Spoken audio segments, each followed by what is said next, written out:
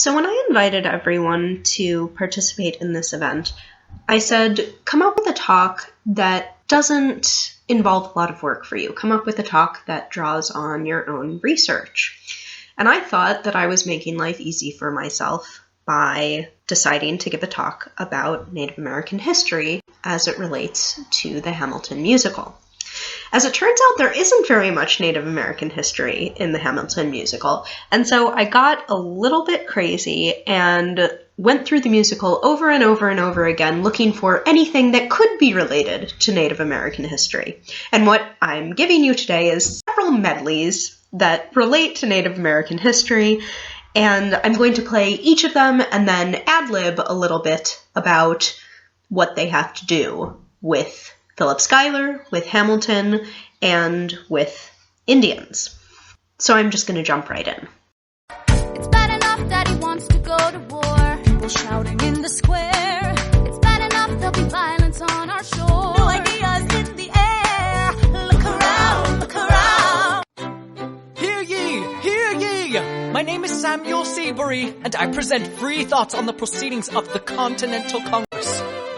Heed not the rabble who scream revolution. They have not your interest at heart. Oh my God, tear this dude apart. Chaos and bloodshed are not a solution.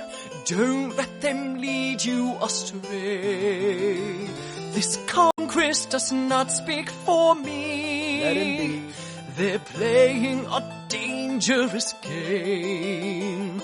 I pray the King shows you his mercy. For shame, for shame. You say the price of my love is not a price that you're willing to pay. You cry in your tea, which you hurl in the sea when you see me go by. Why so sad? Remember we made an arrangement when you went away. Now you're making me mad. Remember, despite our estrangement, I'm your man. You'll be back, soon you'll see. You remember you belong to me. You'll be back, time will tell. You remember that I served you well. Oceans rise, empires fall. We have seen each other through it all. And when push comes to shove, I will send a fully armed battalion to remind you of my love. Da da da da da. Da da da da da ya da. Da da da da da ya da.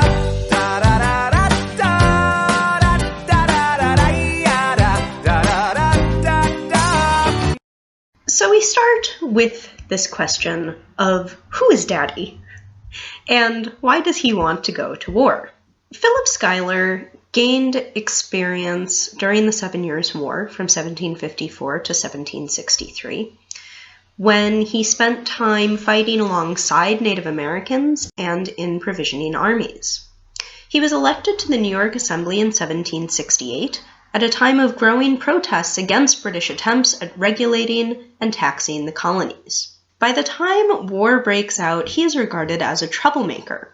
Ultimately, as we learn from Hamilton, he chooses colonial loyalty over fealty to the empire. In other words, he sides with the Americans. This is where the Samuel Seabury song comes into it. Really, I'm not talking about Samuel Seabury, but his number lets me talk about the Continental Congress. So here we have a slide of the New York Public Library, which houses the Philip Schuyler papers. That middle picture is an image of the lions that guard the library. They have actual names. They are Patience and Fortitude. They're named, I think, in the 1930s. And these are just some images from the inside of the library. The Continental Congress is important with respect to Philip Schuyler because Schuyler gets chosen as delegate to the Second Continental Congress. He is also named one of 4 major generals under George Washington. He gets put in charge of recruiting and provisioning an army for the invasion of Canada. And for our purposes, he is crucial in brokering negotiations with the Six Nations to request that they remain neutral during the war. So here's a map of the Six Nations. Here, this map is from 1771. It's sort of an old-timey map. Here is a contemporary map that shows the location of the Six Nations. And I want to be clear that when I'm talking about the Six Nations, I'm talking about Iroquois Indians, known to people today. They call themselves the Haudenosaunee.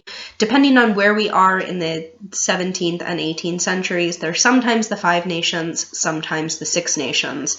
And this changes over time because it's only after 1720 or so that the Tuscaroras join the Six Nations. This next slide is text from a meeting between members from the 12 United Colonies to the Six Nations, and the speech comes from the Philip Schuyler Papers at the New York Public Library.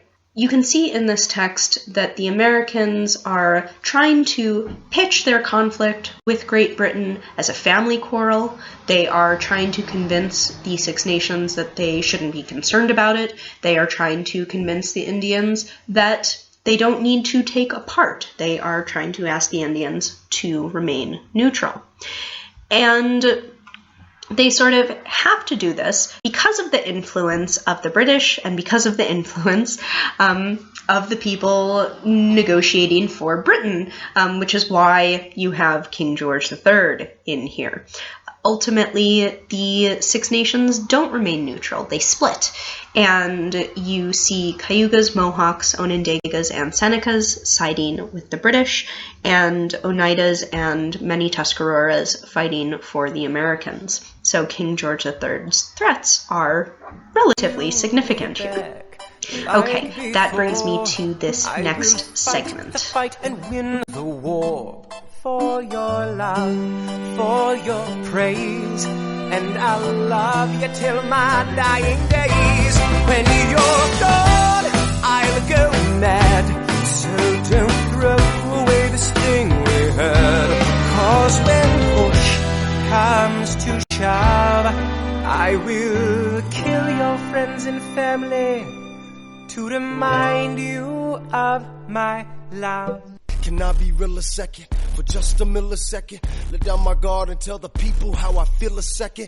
Now I'm the model of a modern major general, the venerated Virginian veteran. Look around at how lucky we are to be alive right now. History is happening in Manhattan, and we just happen to be in the greatest city in the world, in the greatest city in the world. So, I'm a New Yorker, and I can only get away with saying this because my family isn't here, but at least during the time period in this play, I want to make the argument that New York City is not the greatest city in the world. For our purposes of thinking about Hamilton's relationship to Native American history, I want to make the argument that there are many different regions outside of New York City that are more important for thinking about this time period.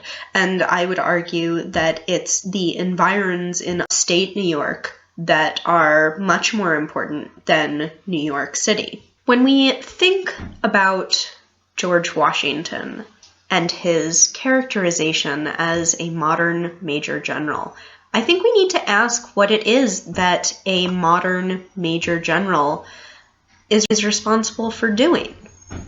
This is an excerpt from a letter sent by George Washington to John Sullivan in 1779, before the beginning of the 1779 campaign against the Six Nations. As you can see from this text, this is a campaign of scorched earth. It's a campaign of total war. It is a campaign against warriors as well as women and children. and it is one that is designed to entail the utter and complete destruction of Six Nations villages. And this is something that is totally missing from the Hamilton musical, and it's important for our understanding of Philip Schuyler because it's Philip Schuyler's experience fighting alongside Indians in the 7 Years' War that gives him a larger understanding of how warfare works, and he's one of the key people advising Washington on this campaign. So it's really important that we remember that this is one of the norms. Scorched earth campaigns are one of the norms against Native Americans during the American Revolution. As a result of this campaign, more than 5,000 Indians end up as refugees. This is a time when the Iroquois population is somewhere between 6,400 and 10,000 people, so 5,000 refugee Indians arrive at Fort Niagara alone during the winter of 1779 to 1780, and hundreds of them die of disease in the winter of 1779 to 1780. Because this is such a devastating campaign, it creates a turning point in the war, and it brings us to our last segment for the day.